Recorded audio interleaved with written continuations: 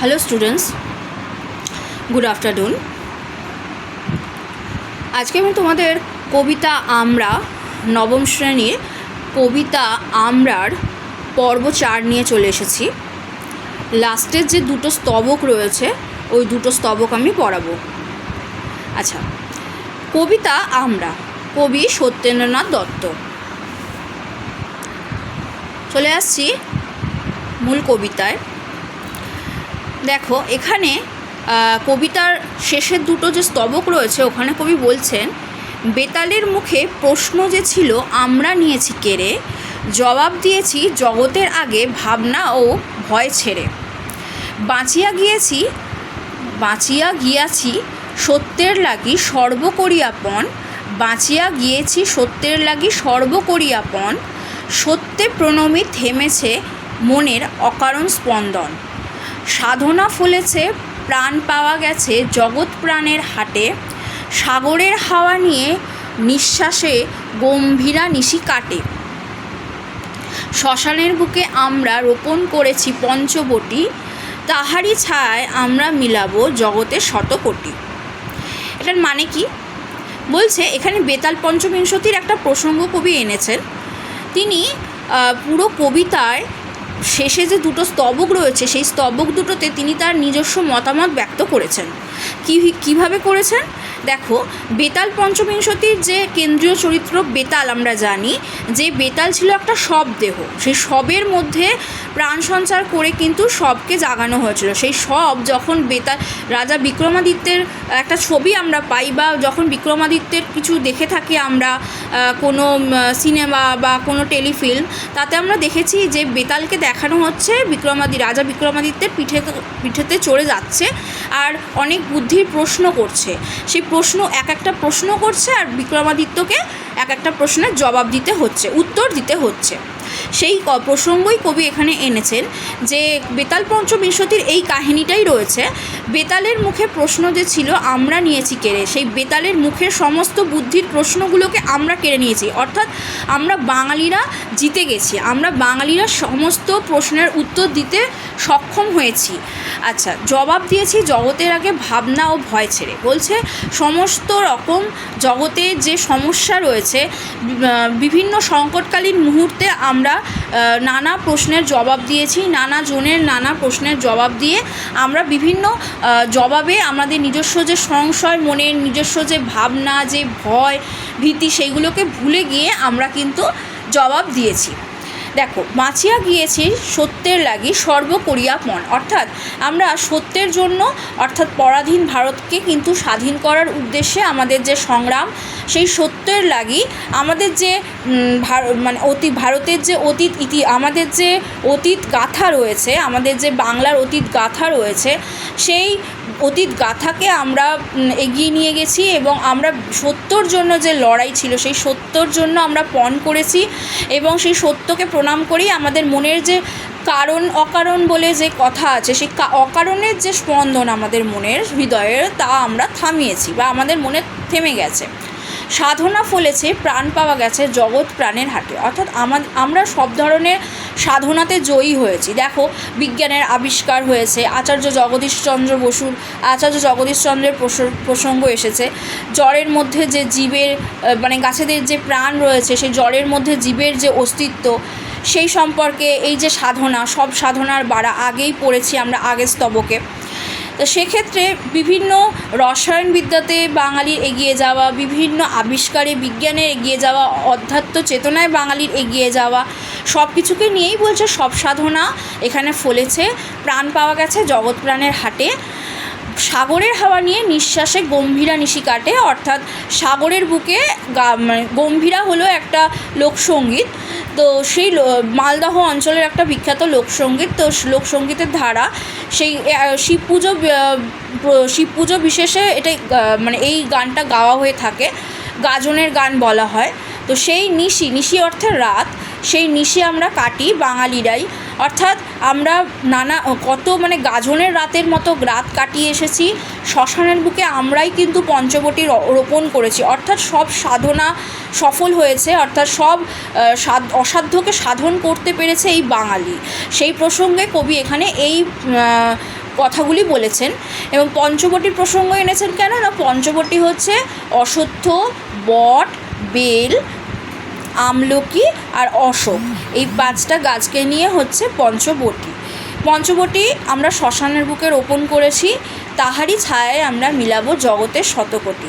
জগতের শতকোটি মানুষ আমরা মৃত্যুর পর এই পঞ্চবটির ছায়াতে কিন্তু মিলিয়েই যাব। দেখো তারপরে স্ট্যান্ডায় আসছি।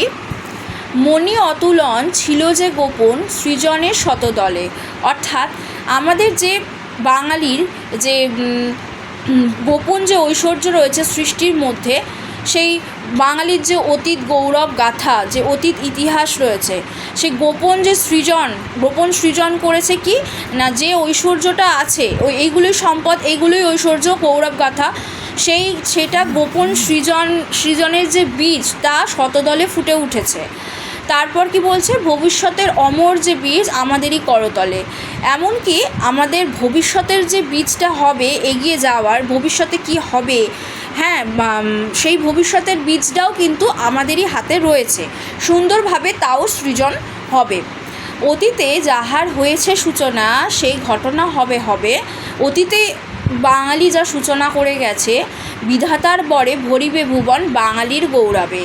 বাঙালির বিভিন্ন গৌরব গাথা রয়েছে, সেই গৌরব গাথাগুলো বিধাতার বরে অর্থাৎ ভগবানের আশীর্বাদে কিন্তু তা ভরে উঠবে। প্রতিভায় তপে সে ঘটনা হবে, লাগিবে না তার বেশি। অর্থাৎ বলছে বাঙালির প্রতিভা আছে, আমরা দেখলাম বিবেকানন্দের নাম পেয়েছি, এখানে জগদীশচন্দ্র বসুর নাম পেয়েছি। সেক্ষেত্রে দেখো বলছে প্রতিভায় তাদের কখনো কিন্তু বাহু দিয়ে জোর খাটাবে না। যে যার প্রতিভা, যে যার আপন মহিমায় যে যার রয়েছেন। এবং বলছে কিংবা দেশাদেশীও এখানে হবে না বাঙালিদের মধ্যে। মিলনের মহামন্ত্রে মানবে দীক্ষিত করি ধীরে ধীরে আমরা মিলনের মহামন্ত্র গাতি, অর্থাৎ মানবতার জয়গান, অর্থাৎ মানবতার যে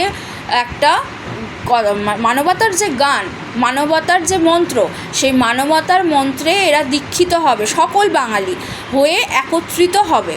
মুক্ত হইব দেব ঋণে মোরা মুক্ত বেণীর তীরে। অর্থাৎ আমরা কি করব, মুক্ত বেণী বলতে এখানে গঙ্গা, মুক্ত বেণীর তীরে আমরা অবশ্যই দেবতার ঋণে মুক্ত হব, সেই কথাই এখানে বলা হয়েছে।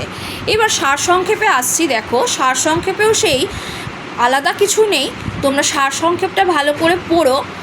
দেখো কবিতার এই স্তবকে, মানে প্রথম যে স্তবকটা পড়ালাম সেই স্তবকে কবি বলছেন, কবি বেতালের প্রসঙ্গ এনেছেন। বেতাল পঞ্চবিংশতিতে যে কাহিনী আছে সেখানে বেতালকে রাজা বিক্রমাদিত্যকে নানা বুদ্ধির প্রশ্ন করতে দেখা যায়, আর সেই প্রশ্নের উত্তর দেয় রাজা। এই প্রসঙ্গ এনেই কবি বলতে চেয়েছেন আমরা বাঙালিরাই একমাত্র জগতে সংকটকালীন মুহূর্তের সঙ্গে মোকাবিলা করি, বিভিন্ন প্রশ্নের জবাব দিয়ে থাকি কোনো রকম ভাবনা ও ভয় ছেড়ে।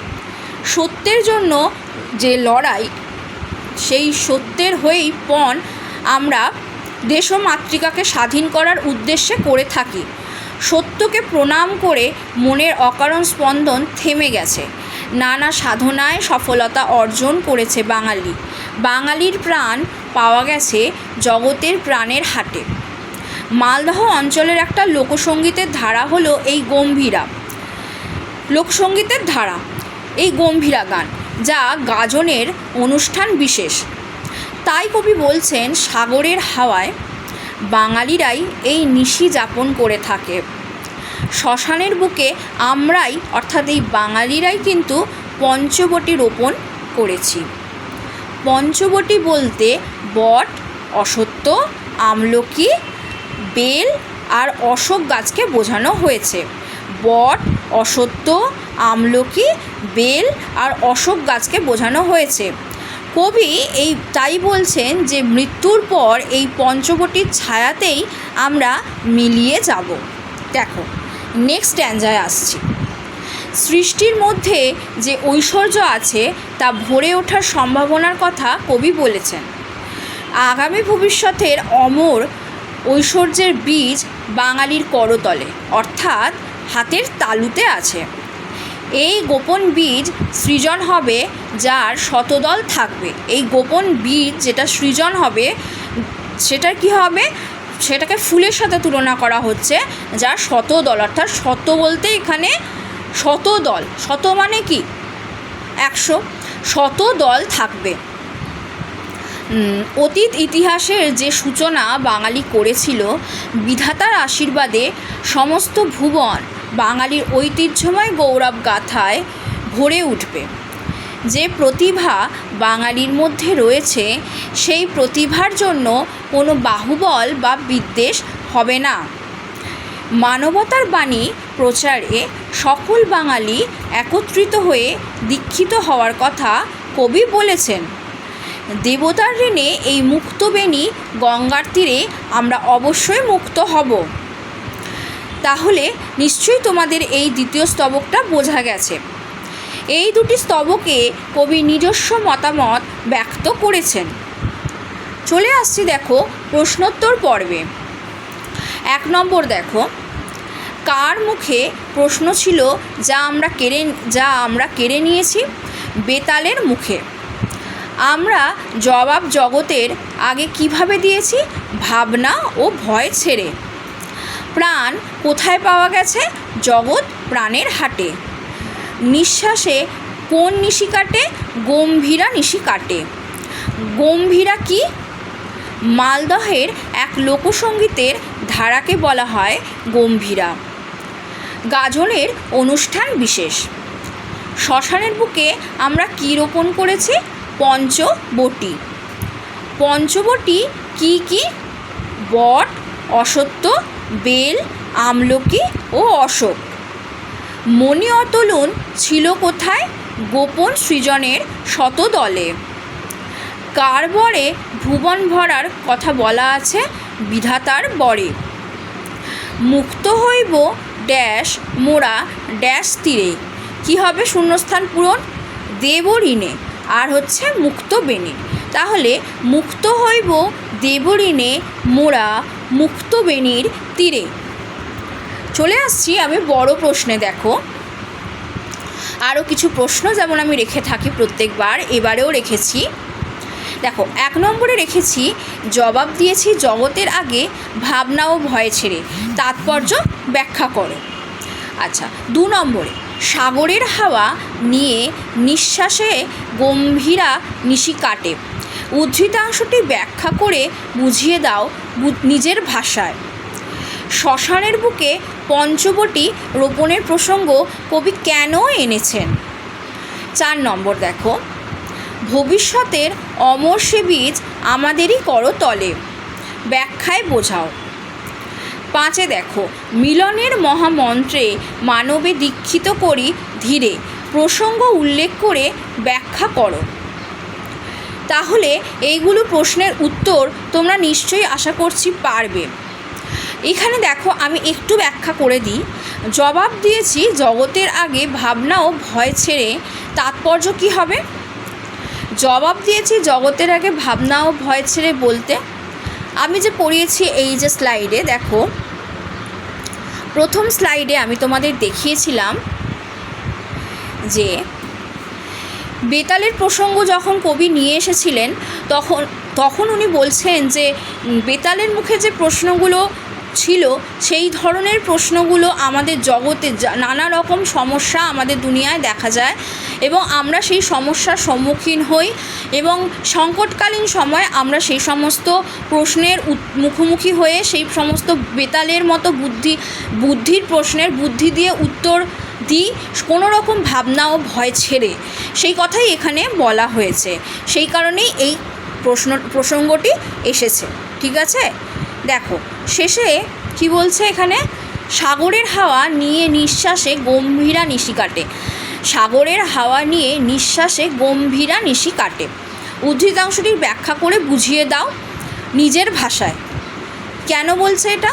সাগরের হাওয়া নিয়ে, সাগরের হাওয়াতেই মানে সাগরের বুকেই তো গাজনের বলা হয় না যে শিব পূজা লোকসঙ্গীতের ধারা আগেই বলেছি মালদহ অঞ্চলে, মালদহ জেলায় এটা হয়ে থাকে, মালদা জেলায়, এবং সেখানে গম্ভীরা হচ্ছে একটা লোকসঙ্গীতের ধারা, বিশেষ ধারা, যেটা শিব পুজো অর্থে হয়ে থাকে, মানে শিব পুজোর উপলক্ষে হয়ে থাকে, যেটা হলো গাজনের অনুষ্ঠান বিশেষ। তো সেক্ষেত্রে বলছে এই নিশিও আমরা কিন্তু কাটি, কেন না নানা রকম সংকটের মুহূর্তে আমরা প্রশ্নের উত্তর দেওয়ার জন্য আমরা এই নিশিও যাপন করে থাকি। নানা রকম সংকটকালীন মুহূর্তের সাথে আমরা লড়াই করি, আমরা বাঙালিরাই কিন্তু সব সাধনায় সফলতা অর্জন করেছি। এই প্রসঙ্গগুলোকেই নিয়ে আসতে হবে। দেখো, শ্মশানের বুকে পঞ্চবটী রোপণের প্রসঙ্গ কবি কেন এনেছেন? আগে বলবে পঞ্চবটী অর্থে কোন কোন গাছ, বেল, অশ্বত্থ, আমলকি, বট, আর একটা কি বেল, বেল, অশ্বত্থ, আমলকি, বট আর অশোক ফুল। তো অশোক গাছ, এই পাঁচটাকে নিয়ে বলা হয়ে থাকে পঞ্চবটী। পঞ্চবটিতেই কিন্তু জানো এই শ্রী রামকৃষ্ণ পরমহংসদেব কিন্তু তোমরা জানো পঞ্চবটিতেই কিন্তু উনি ধ্যানে বসতেন, পঞ্চবটির তলে। শ্মশানের বুকে পঞ্চবটি রোপণের প্রসঙ্গ কবি এনেছেন যে এইভাবে রোপণের ফলে আমাদের মৃত্যু, আমরা একদিন তো আমরা মারা যাবই, তো সেই বাঙালির মৃত্যুর পর কিন্তু আমরা এই পঞ্চবটির তলেই কিন্তু মিলিয়েও যাব শ্মশানের বুকে। এই প্রসঙ্গটা নিয়ে আসতে হবে, পঞ্চবটী প্রসঙ্গ। 4 নম্বর দেখো, ভবিষ্যতের অমর সে বীজ আমাদেরই করতলে। ভবিষ্যতের অমর বীজ কেন বলা হয়েছে? ভবিষ্যতের অর্থে এখানে কবি বলতে চাইছেন, দেখো এই স্তবকে রয়েছে অমর যে ঐশ্বর্য, হ্যাঁ, যে মণি অতুলন, যে সৃষ্টির মধ্যে যে ঐশ্বর্য লুকিয়ে রয়েছে, সেই ঐশ্বর্য সৃজনের কথা এখানে বলা হয়েছে, অর্থাৎ ঐশ্বর্য ভরে ওঠার সম্ভাবনার কথা কবি বলে উঠেছেন। কি ঐশ্বর্য? আমাদের বাঙালির অতীত ইতিহাস, আমাদের গৌরব গাথা, এই কথাগুলো, এই প্রসঙ্গগুলোকে নিয়ে আসতে হবে। দেখো, মিলনের মহামন্ত্রে মানবে দীক্ষিত করি ধীরে। এখানে কেন বলা হচ্ছে এই কথা? প্রসঙ্গ উল্লেখ করে ব্যাখ্যা করতে বলা হয়েছে কেন, কি প্রসঙ্গ হবে? দেখো, মিলনের মহামন্ত্রে মানবে দীক্ষিত করি ধীরে, অর্থাৎ মিলন বলতে এখানে সকল বাঙালিকে একত্রিত হওয়ার কথা বলা হচ্ছে, অর্থাৎ আমরা সকল বাঙালি একত্রিত হয়েছি, মানবতায় দীক্ষিত হয়েছি, তাই তো? মানবতার গান, এখানে মানবতার মন্ত্রর কথা এখানে বলা হয়েছে। সকল বাঙালি সব সাধনায় সফল হয়েছে, সেই জন্য বলছেন আমরা নিশ্চয়ই মুক্তবেণীর তীরে অবশ্যই দেবতার ঋণে মুক্ত হব। সেই কারণে এখানে মিলনের মহামন্ত্র, সকল বাঙালির একত্রিত হওয়ার কথা এখানে কিন্তু কবি বলেছেন। আশা করছি তোমাদের বুঝতে অসুবিধে হয়নি কবিতাটা। সম্পূর্ণ কবিতা আজকে তোমাদের শেষ হলো। তোমাদের এই কবিতা 8টা স্তবক রয়েছে, তোমরা মন দিয়ে কবিতা খুঁটিয়ে পড়ো। আশা করছি তোমাদের 4টে পর্বই বুঝতে আর কখনো অসুবিধে হবে না। দেখো,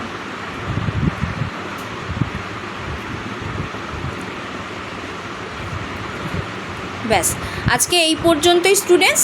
থ্যাংক ইউ সো মাচ।